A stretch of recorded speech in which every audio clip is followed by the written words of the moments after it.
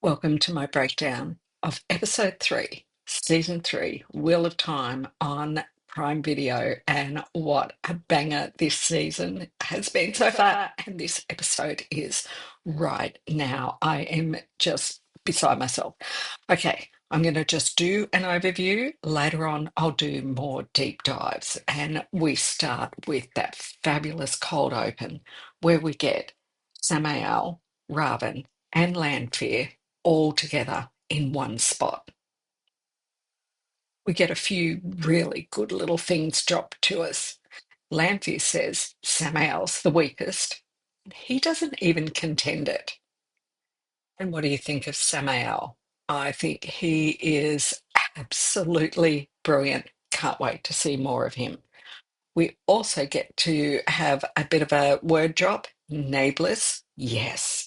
And why isn't Lanfear Nae'blis? So there's lots of scheming going on. They're trying to make an alliance, but there's not really an alliance.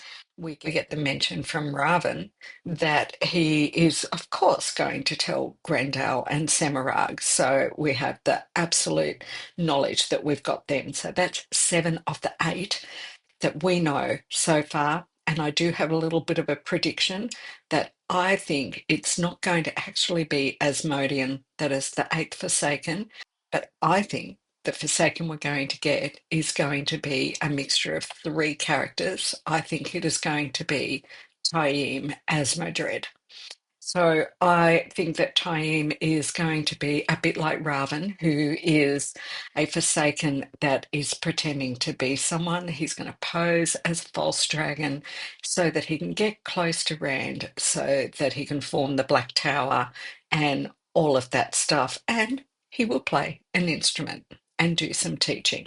Okay, that's my little, I reckon that might be what's going to happen. At the end of it all, they gateway out of there, who should be coming out of the shadows. And she comes softly, softly. Of course, Moghedien has been spying and eavesdropping, and it's just perfect. And we get another creepy hand touching the face. Oh, how many times is that going to just be a huge theme in the Wheel of Time? And it's so perfect. But that smile from Moghedien at the end says it all. Huh, you don't compulse me, Mr. Creepy Pants. Verin has been put in charge of interrogating the Black Ajah, and Siuan recruits Elaine and Nynaeve to come in and help. I love how Elayne says to Verin that it would be better if her and Nynaeve do it alone because they haven't sworn the 3 oaths, so they can lie. And of course, Verin just takes it in her stride. Both Joya and Emiko are quite different in how they respond to being interrogated, and Emiko tries a really good act. The upshot of it all is that she says that Liandrin is going to Tear to help a Forsaken take Calendar, while Joya says that Liandrin has gone to Saldea to find Mazrim Taim. I love it because that's part of what's giving me the impression that Taim is going to actually be a Forsaken, which we're all going to just kill ourselves laughing about. And notice that she looks at Nynaeve and tells her that she knows that she's a killer. What is this tremor and what is the significance of that bracelet? I haven't figured this stuff out yet, but I'll keep chewing on it. We find that Min has been assigned as Elayda's servant, and that it unfolds with some great things a bit later on. Nynaeve and Elayne go to visit Eludrin's old room, which was Liandrin's son, and Nynaeve is certain that he has to have died because she knows that he was too ill and in too much pain to travel anywhere. They find this symbol under the bed, and that gives them some more things to investigate. The scene with Elaida, Liana and Verin is really quite important for a few reasons because we learn a couple of things. Firstly, we learn that only a sitter can demand an audience with the Amyrlin, not just any sister. And the way she threatens them, cross me now, and I will never forget it. This means that Elaida is going to need a red sitter, so off she goes to the Red Ajah quarters. Galena she tries to bribe with strawberries. And Galena's happy to take them. We know Galena is a black sitter, so do you think she really cares about taking a bribe and that she's going to be beholden to anyone? I don't think so somehow. Tsutama, however, just says, nah, a little bit gaudy for me, I think, but they'll look great on you. Oh, she just crossed Elaida. I somehow don't think that's going to go down very well. Elaida is there because she wants them to call for a vote to send 8 sisters out to cage Rand. Now, in the books, we know that we needed 13 sisters to do that, and many things in the show are taking 13 down to 8. We get this glorious scene of the threefold land. This has been filmed in South Africa, and the scenery is just absolutely stunning. I love that we got a few things here that were important. Firstly, several mentions of Wise One's business. Then the terrible discovery of the Tuatha and the Tinkers that have been killed. Those shadow dogs. I'm convinced that's who did it. Lan and Aviendha examine the wound. Aviendha feels that it was a sword wound, but Lan says it was a spear made to look like a sword. And that beautiful moment, shade of my heart. Verin in the apple grove, and I was so scared that Alanna is going to try and bond Verin, and I'm still not convinced she won't try to. He buries his wedding ring that was broken, and there's a lot of stuff about grief, and later when I do a deep dive, I'll talk more about all of the grief that goes through everything. And an important note, Loial is writing notes in a book. We get the introduction of 2 new characters, Lord Luke and little Lady Aiel. Oh, isn't she perfect? She has such a feeling of one of the Fae about her. And that one line from Parent, Lord of what exactly? So perfect. We get Dane Bornhold in the White Cloak camp, and methinks he's maybe drinking a little bit too much. And look at those children serving them. Where did they get all those children from? While I appreciate that Dane didn't bow to what Valda wanted, there's this whole thing, isn't there, about what is actually truly traumatic. Like, if you cover the children's eyes while you're assassinating people, cutting their throats in front of them, it'll be okay. And the same as, well, I'm not going to let you torture this woman and her young girls, but we'll keep them in a cage in the camp, and that's okay. When she says, I'll die before I let you touch my girls, all I can say is, I hope not. I tell you, there's going to be 1,000 memes of him holding his head and doing these screaming faces, because it's not just the battles and the dying that he hears in his head, but he's got bloody Galad and Gawain on either side of his room, just, bonking away. I would not cope very well either. I will do a whole deep dive on what Nynaeve and Elaine are discovering in here, but there's a few really good little things. Firstly, they find that symbol that Liandrin had put under the bed, and they get the full meaning of it and some real clues about where she's gone.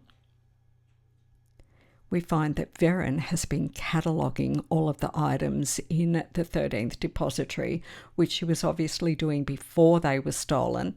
Hey, is that the balefire rod? Nynaeve immediately picks up that it's that sad bracelet that is going to be the thing Liandrin's after, and they really know what it is that they're going to do now. And just as we think that's what the scene's all about, next thing, there's a grey man at the door shooting a crossbow. Elayne manages to go whoop, throw him back out, slam the door shut. But when they go out into the corridor, he's lying dead on the ground. And it's not Elaine's weave that killed him. There's a knife sticking out of his chest. What the fuck? And then Verin comes around the corner. Ooh, what do we have here? And Nynaeve's like, well, what are you doing here? Excuse me, you were just going through all of Verin's stuff, right? Because she's like, oh, it is the Brown Ajah's quarters.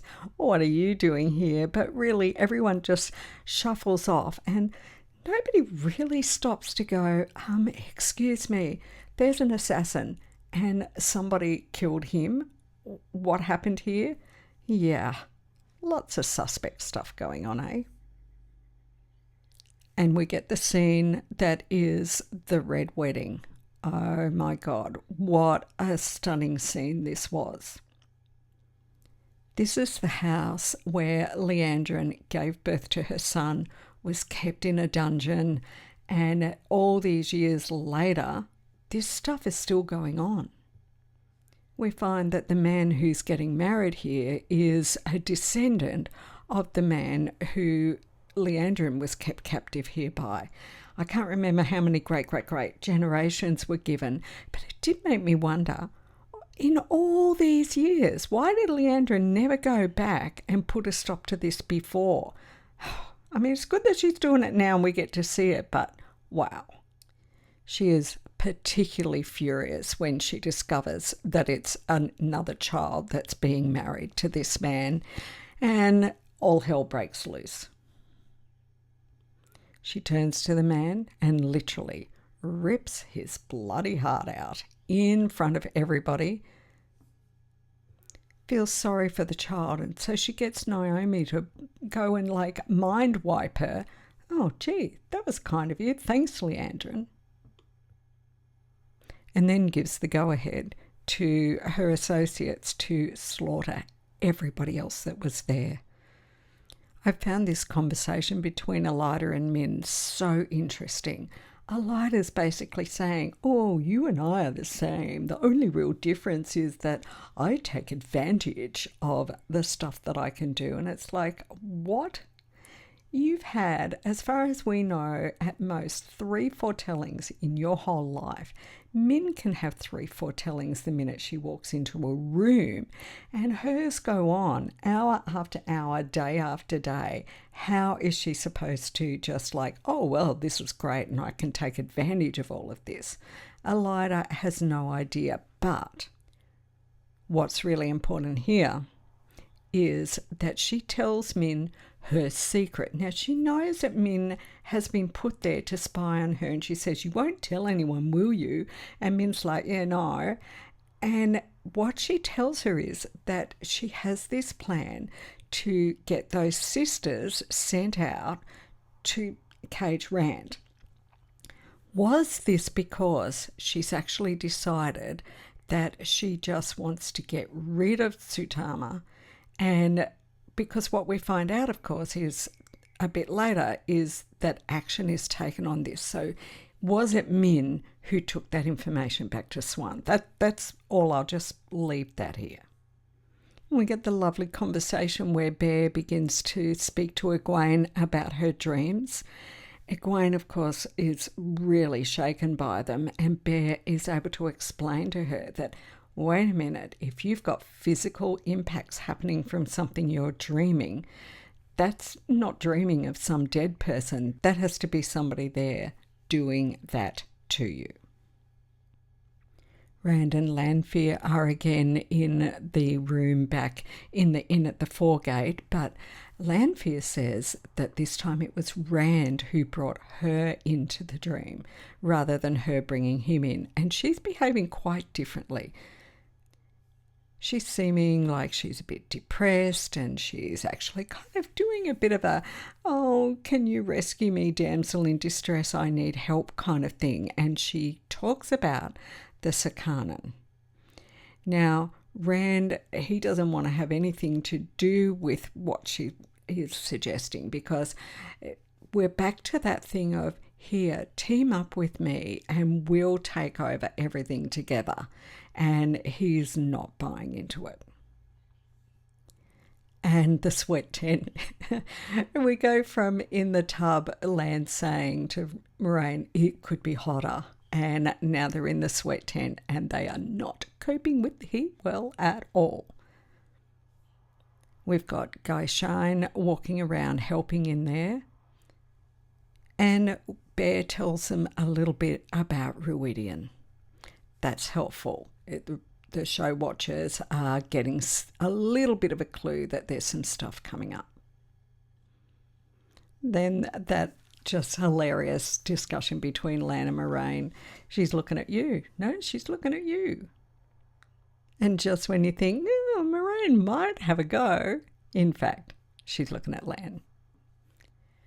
But when we see the Malkiri symbol tattooed on her back, Lan's definitely going. I mean, he was going to go anyway, but he's definitely now going to find out what the fuck is this all about.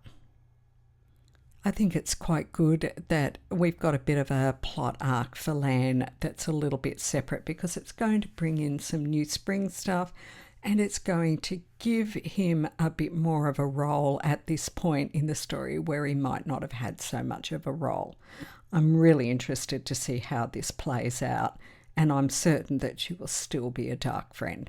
Well, I'm just saying. Over at the Two Rivers, the people are gathering and Perrin's watching all of what's going on. Marin gives some really good advice to everybody. And we get Sambui and Daze Conga telling him off. Just so hilarious. It was just a beautiful little hello to the fans, I think. The conversation between Maxim and Alanna really gives us some insight into what's going on between them. He wants her to turn off the bond.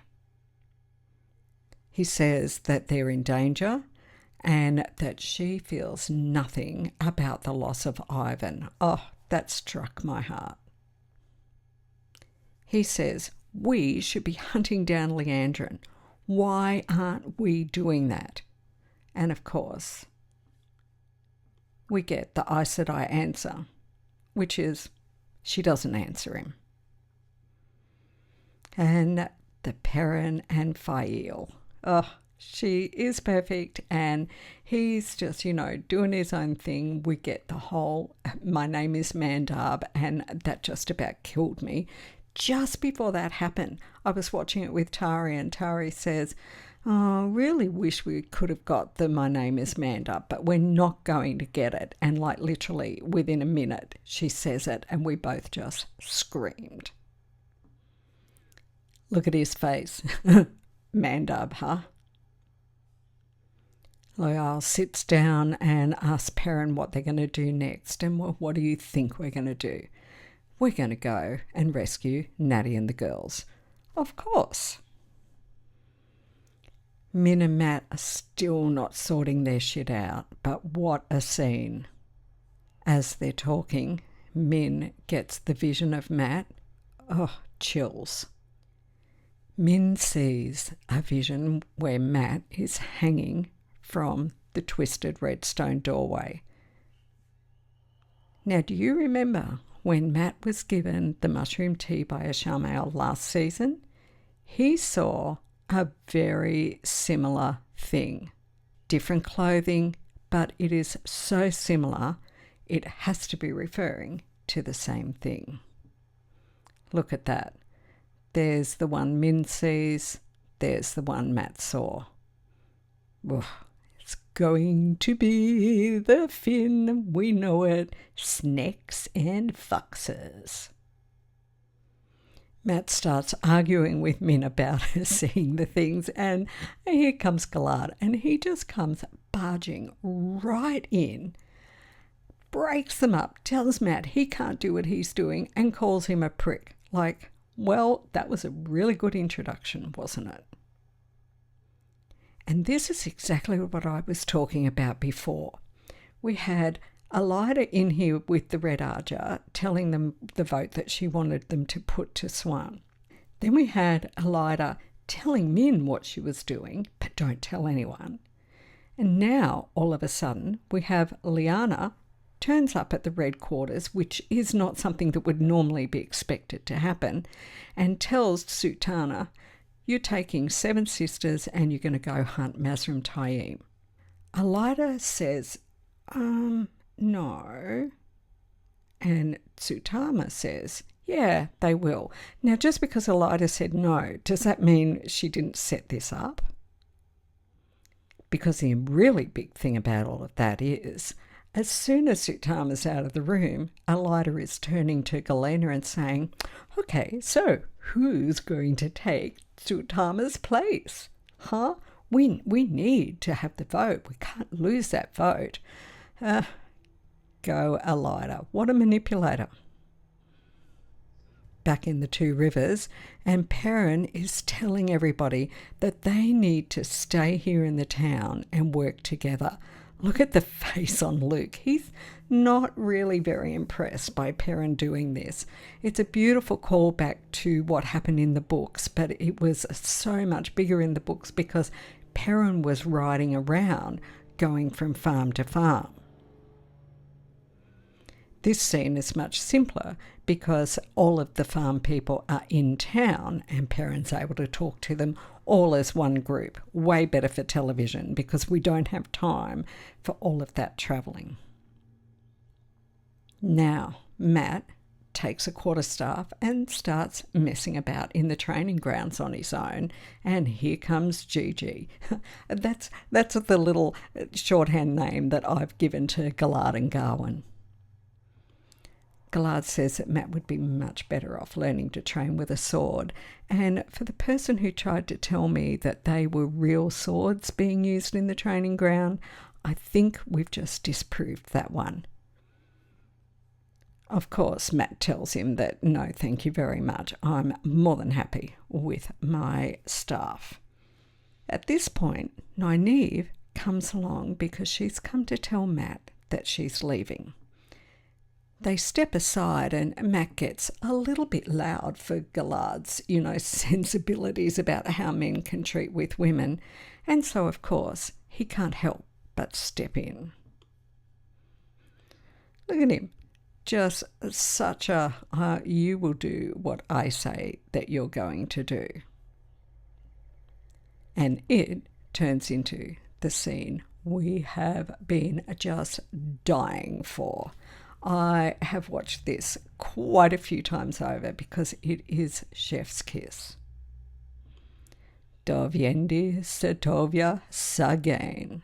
Matt bets them 2 gold crowns each that he can beat them.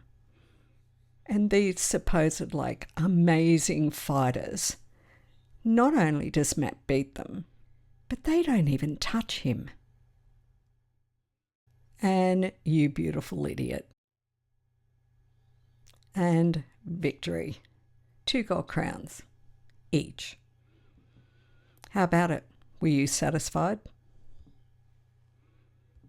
I love this little scene in the forge with Perrin and Aiel because it's just a bit of a foreshadowing of a fantastic scene that is yet to come. Perrin asks her for her real name and she gives Aiel. We know it's still not quite her real name, but it's a good start. The fact that he calls her to wait and says please, that made her very happy. Nynaeve, Elaine and Matt are all sneaking out of the city together, but of course, just like in the books, we know none of them ever actually sneak very well at all because they're being followed by Min. Back in Tanchico, Liandrin is now drawing the symbol on the floor at the spot where her son was born. And while she's drawing and sobbing, she has some little flashbacks of the actual birth. And it does make me wonder if she is the woman holding the baby under the statue with the sad bracelets. Can't wait to see what that scene is all about. When she's done, she goes back upstairs and we find that Naomi has been doing some research. And will you just look at that? There is that twisted stone ring that gets you into Tel'aran'rhiod. Now, I've got to do some reading up again about all of the different ter'angreal. Is that Dreamweaver and Verin doesn't have it? Or is it just one of the many ter'angreal that the Black Ajah stole from the White Tower? And notice there's the crystal rod. We can also see the dice ter'angreal and, of course, the sad bracelet, which is the one that is of most importance. Because we find out that Liandrin not only knows what it is, but she knows that it is for a man. And the perfect ending off for the episode. Another softly, softly from the shadows. And we have Moghedien spying and hiding out everywhere. That's the thing with those spiders. You never know where you'll find one next. Okay, that's it. That's just an overview. I already know there are so many deep dives to come once we get to the end of the season, and I am scrabbling to get this out because later on today we will be in Ruidian watching episode 4, and I can't wait. It is definitely time for more Wheel of Time.